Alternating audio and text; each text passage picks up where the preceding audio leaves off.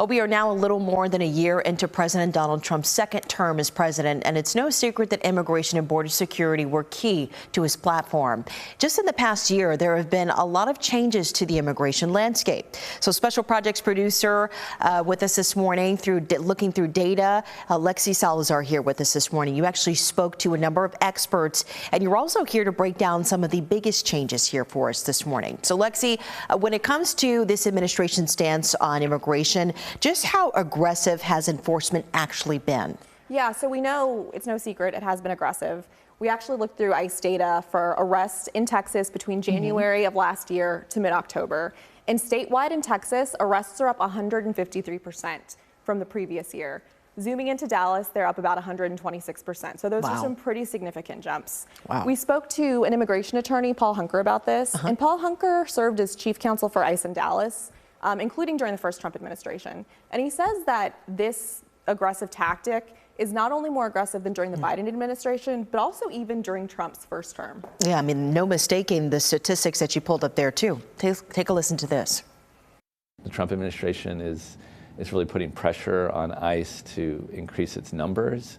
So I think that then ICE will be very, apt to detain people, but they're not distinguishing between a criminal, someone who's dangerous and should be detained, from someone who maybe they've been here 25 years and they could fix their papers, but ICE is still going to detain them. So we know that the Trump administration has said openly and to the public that when it comes to the foundations targeted for deportations, they're also going to go after the worst of the worst there. I mean, that's a quote there. So is that what we're seeing all play out right now and being put into practice? Yeah, that's a really good question. I think it's a question that a lot of people have been asking. And we actually worked with our CBS News data team to analyze ICE arrest data from last year. And we found that the majority of those arrested in Texas and nationwide were not convicted criminals. Here in Texas, last year, about 38.6% of those arrested were convicted criminals. Another 27% had pending charges. But compare that to the year before, when 60% of those arrested by ICE in Texas were convicted criminals. That's a pretty significant jump of people who are now being arrested who have not previously been convicted of crimes. Yeah, absolutely. So we know that immigration enforcement and border security were very important to a lot of voters in the election for 2024. So this has been driven in a large part by a record number of border crossings under former President Joe Biden's administration. So what is the southern border looking like these days? Very different. It is looking very different.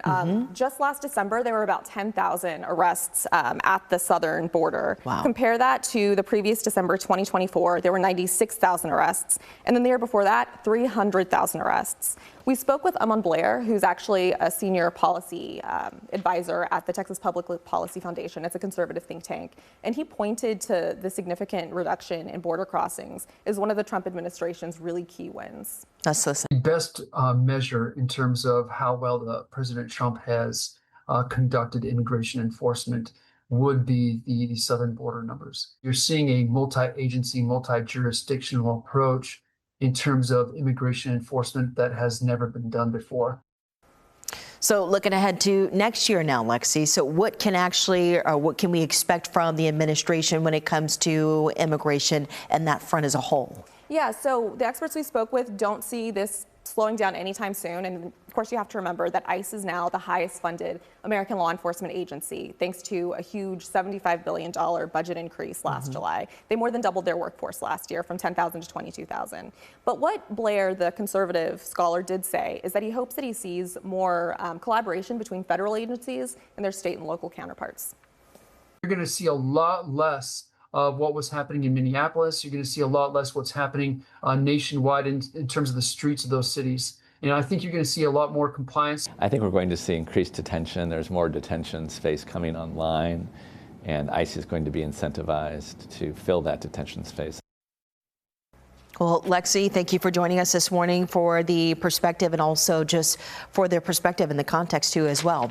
That's something that we'll all continue to keep an eye on here within the new year. But Lexi, again, thank you for being here with us this morning.